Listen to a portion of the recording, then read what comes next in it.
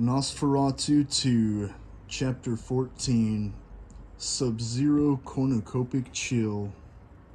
How often is it that the lamp of the wicked is put out, that their calamity comes upon them, that he, his God, distributes pains in his anger, that they are like straw before the wind, and like chaff before the wind, and like chaff that the storm carries away. You say, God stores up their iniquity for their children. Job. The 12 good doer leaders went out without their strong creative knives. This is the important fact that is the only factor concerning the weakness and vulnerability that those good, strong creatives opened themselves up to as they hunted the ex-henchmen of the Nosferatu Order of the Leech. The beauty part about this factor is that the old, forgotten, failed Nosferatu children didn't know that even still, without the knives, the found children could still manifest more powerful energy than the evil essence and power source could ever possess. The thing about these old ghosts of the strong creatives is the fact that they've already been broken and defeated. You cannot kill that which is already dead would be the age-old saying that has carried down its weight throughout the centuries of old down to the present age. Nosferatu were oblivious to the fact that this rule of life and death applied to much more than merely only them and the evil followers of the Order of the Leech. So, as far as the old ones knew, they legitimately thought that they're powerful enough to kill the already dead, broken spirits who've grown stronger in death and from their defeat, yet they're held together by the ultimate power source of good. Those children of the old failed ones were inherently stupid and moronic like mongoloids, only worse. Genetically, their existence was the detrimental equivalent to mental physical health deterioration and harmful development such as incest, drugs, or alcohol use during pregnancy, since demonic old vampire blood from those particularly failed original Nosferatu's seed and egg gave the same effects to births as toxic acid to humans. Every experiment with crossbreeding Nosferatu in the beginning proved to be fatal immediately for 90% of the first attempted batch. The other 10% were poisoning their mothers just by developing because their temperatures were too hot. The way the old evil ones were able to even make their blasphemous conceptions turn out to be successful at all was by taking their victims with them to the coldest, most unlivable places in the ancient times. These old places of the earth are not exactly as they are now. The places we know today to be the frozen places of the earth are the gateways covered up that bridged the old places once frozen. Lost paths and passageways through the earth of long ago that were created by these old evil Nosferatu who are destined to suffer forever because they'd caused so much suffering that's counted as being far too great to sustain any kind of life on this forsaken planet. Enormous creatures too big to feed on the little life there was. The ones that weren't huge had sadistic drives beyond any healthy contributing part of the food chain that they'd be offering naturally. Naturally, these mongoloid freaks of perverted conception didn't contribute to society, even bestial societal terms of the animal kingdom of the worst examples. This was something else. So, we are left with two things as outcomes of both sides with the Nosferatu and the good doers when it comes to their frozen experiences. Nosferatu perverted cause and effect by manipulating nature, as this was all they could do to continue their rapings and trickery to conceive their offspring among the living creatures of this cursed, cruel world. Sons of bitches were bitches of sons, and mutts of vampiric, demonic man-beasts to paint the picture of bastardization between purity and impurity. With their discord, they pay even still the deeply endless consequences for their selfish jealousy.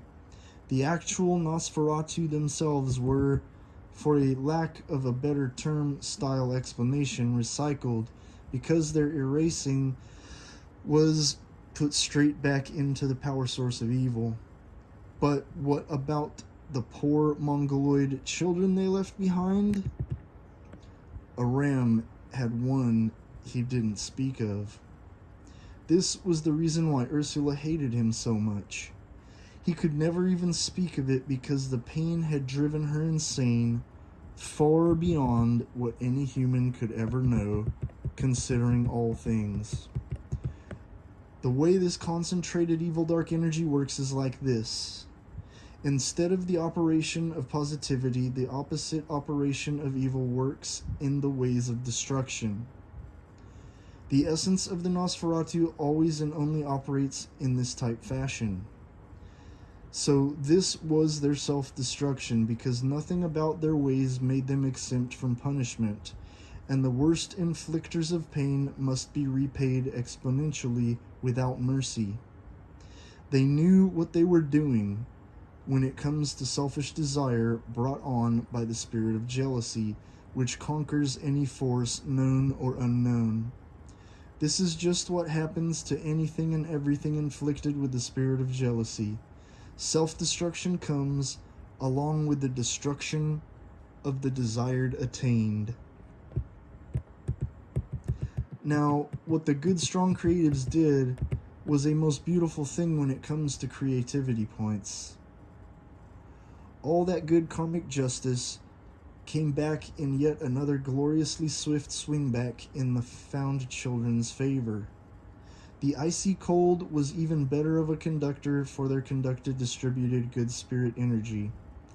The ice served as batteries for their cause, and the noble old ghosts strengthened to incredible capabilities, exceeding any previously imagined bar of potential. The atmosphere itself was their weapon in the frozen places of the earth. So very quickly the evil forces of the Nosferatu learned to flee from the frozen north and south poles.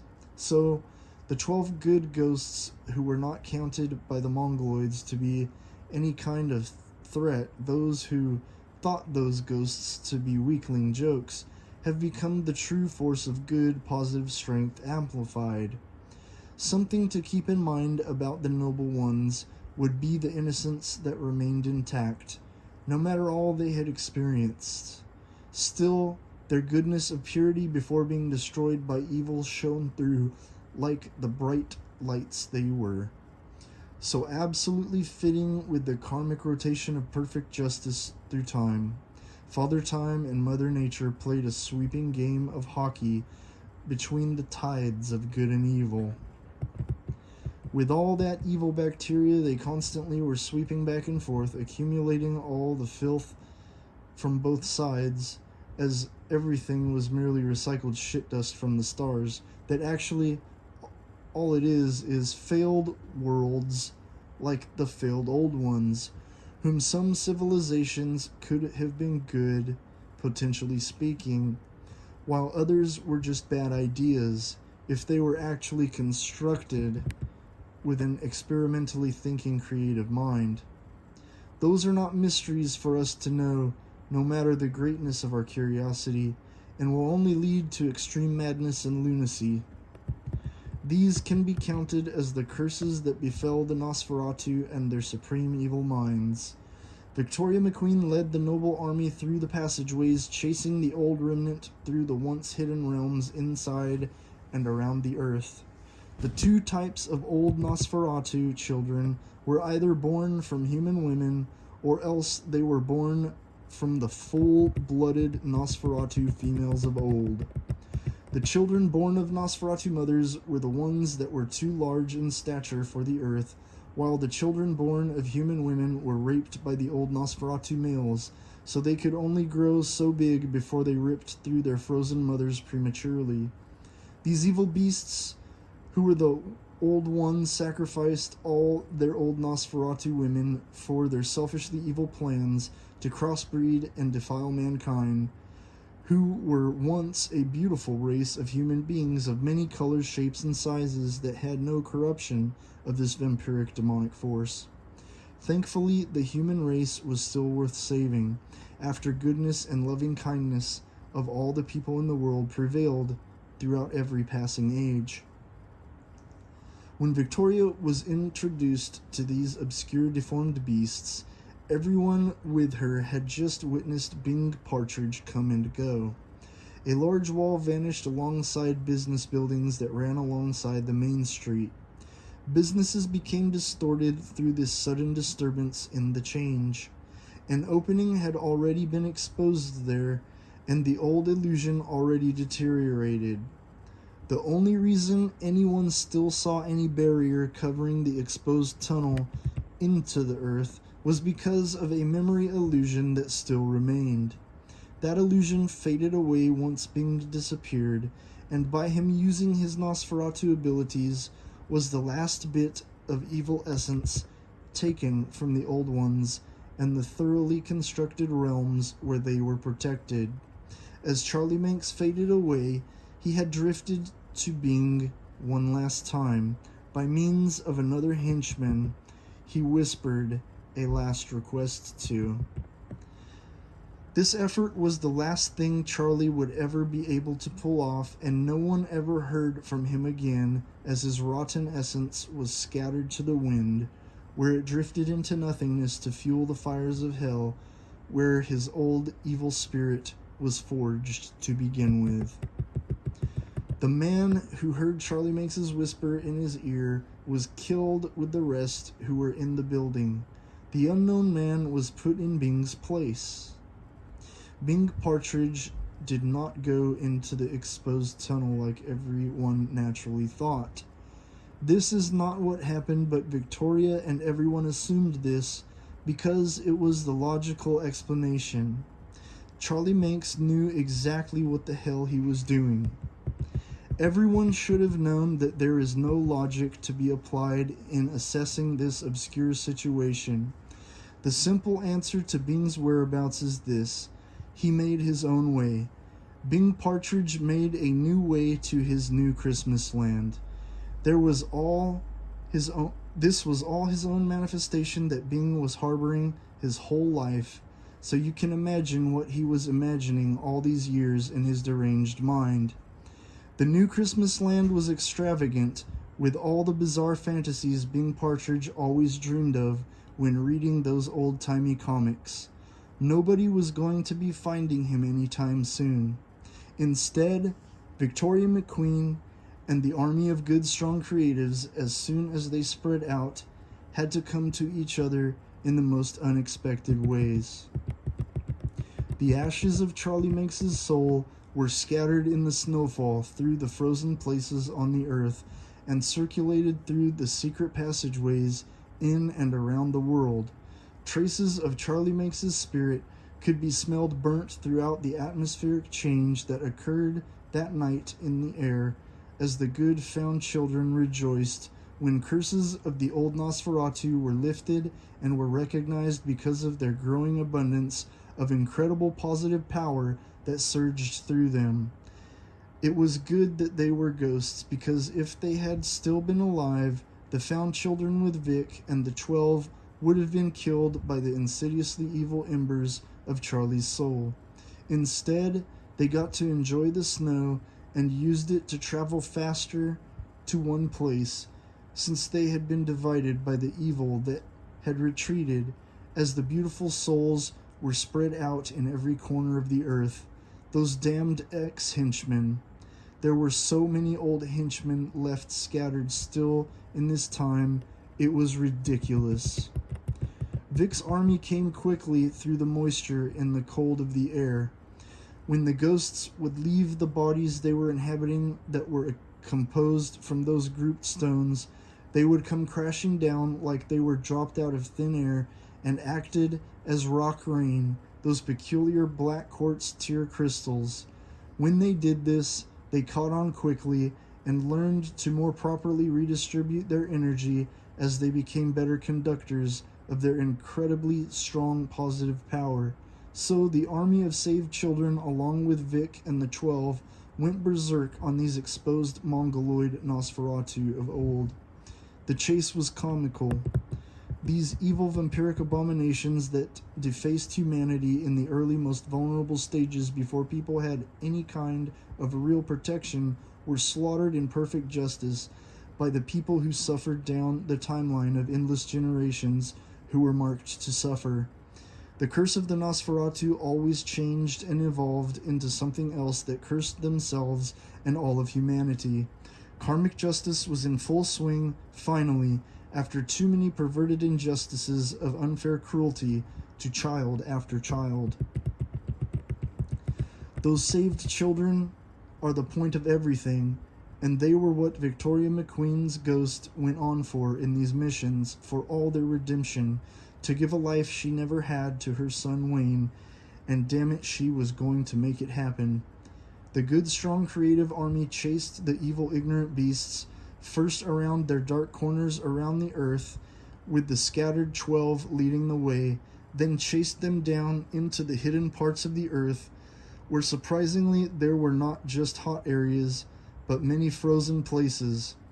The shock was scary for them at first, when they saw the movement of these half-human demonic creatures. They were much more shocking than anything they had ever imagined. They all had to remind themselves that they could not be killed.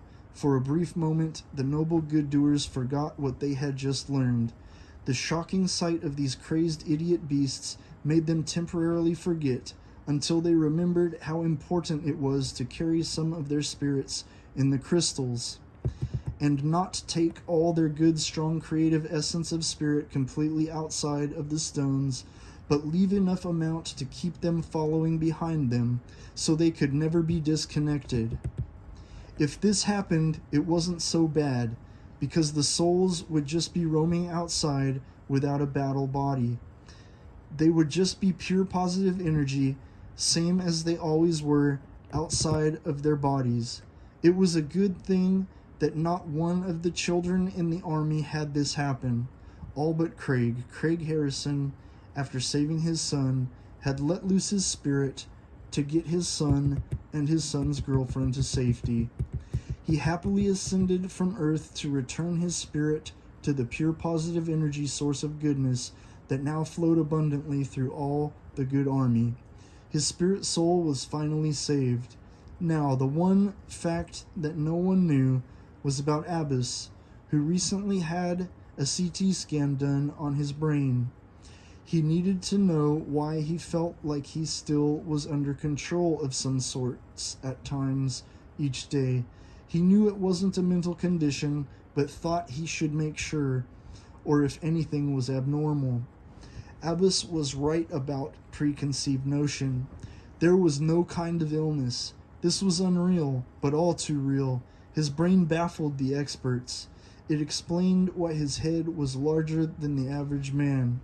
He had two brains side by side that appeared as one. The left lobe actually had its own left and right lobe, while the right side only had two left sides, if this could be traced. But all doctors could see was that those were, in fact, two brains in his skull, appearing as one large brain.